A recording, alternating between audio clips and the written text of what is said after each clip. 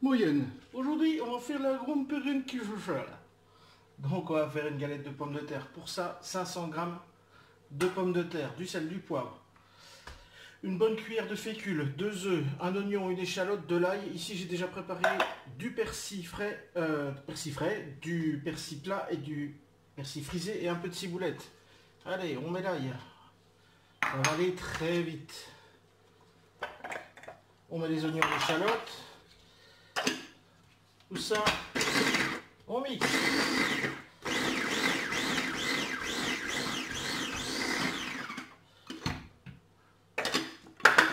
Encore un petit peu. Et voilà. On a quelque chose de joli. Maintenant, il faut râper les pommes de terre. Moi, j'utilise la mandoline, qui est ceci. Vous pouvez utiliser une râpe comme ceci. Donc, mon plan de travail est bien propre. Je mets quand même des gants. Donc, voilà. Ça va très vite. Vous pouvez faire à la machine, mais c'est comme on s'aligne moins de choses en faisant ceci. Donc ça c'est la râpe, ça c'est la mandoline. Mandoline qui coupe.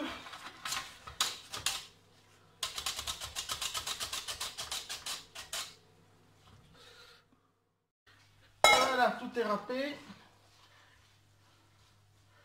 On va mettre notre pomme de terre ici.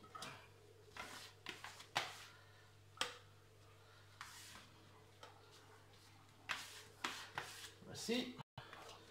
On va y ajouter notre garniture.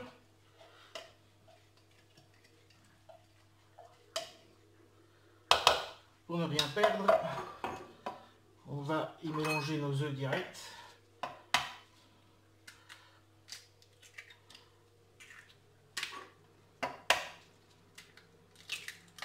Voilà.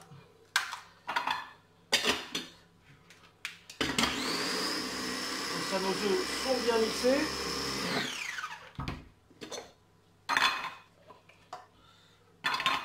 Direct.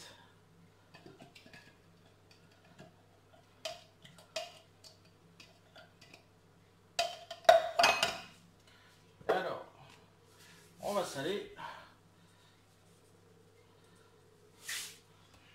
On va poivrer.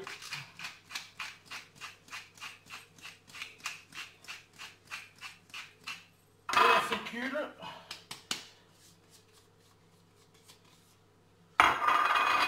Et on va mélanger en allant bien dans le fond et en tournant.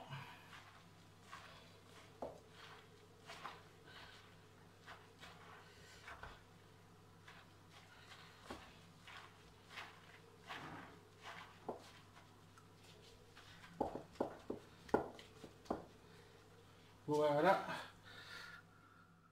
Cuisson.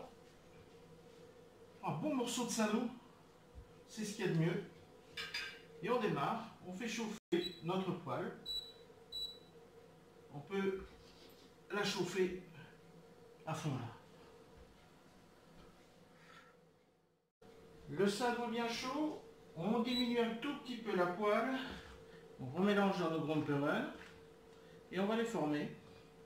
Chacun fait à sa taille, la taille dont il a envie.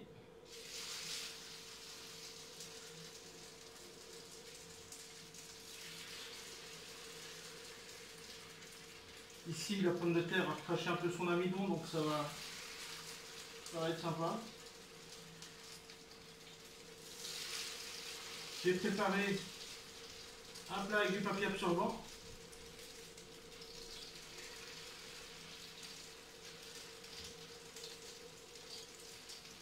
Voilà, je vois encore de quoi faire. En faire 4. On les laisse cuire. Donc là, je suis déjà descendu à 7 sur ma plaque. Je redescends encore sur 4. Et on va cuire 5 minutes de chaque côté. Voilà, là, il vient d'avoir 5 minutes de cuisson. On augmente un petit peu pour la coloration. On les étale un petit peu, sans trop forcer. Je regarde, il y a une belle coloration, mais c'est pour ça qu'on a augmenté pour avoir une plus jolie coloration. Et on n'hésite pas à les faire danser un peu dans la poêle. Du sel, je pense que j'ai assez salé tout à l'heure, mais un petit coup de moulin, c'est toujours agréable.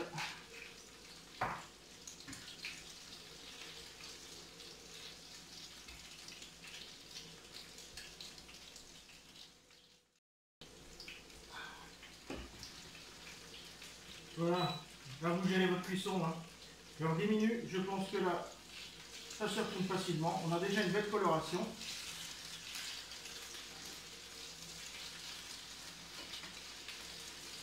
Voilà. Et là, on appuie bien pour avoir quelque chose de stable. Notre petit coup de moulin de ce côté-ci.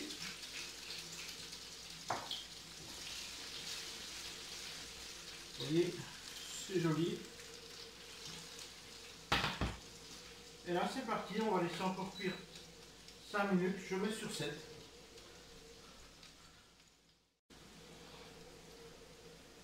Voilà, c'est cuit. Et donc, je vais encore achever les autres et on va les remettre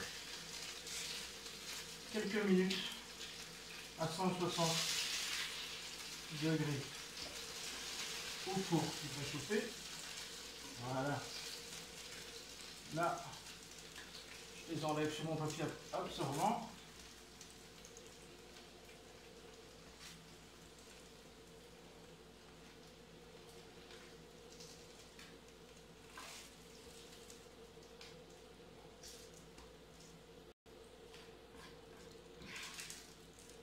Et je continue les autres. Comme vous le voyez, comme je l'avais dit, j'en ai fait 4. Donc à vous de voir si vous dispatchez bien, vous savez en faire une dizaine avec cette recette. Et à la fin, il vous reste un peu de liquide. Ça, c'est pour les poules. Cuisson terminée. Vous voyez, tout ce qu'on a mis en saindoux a été pompé par les pommes de terre. Le papier absorbant. Donc ici, j'aurais pu en faire 5 sans problème. Donc on en aurait eu 10. Ça fait un peu plus grosse celle-ci. Voilà, direction four à 160 degrés pour 10 minutes et c'est prêt, vous pouvez les déguster.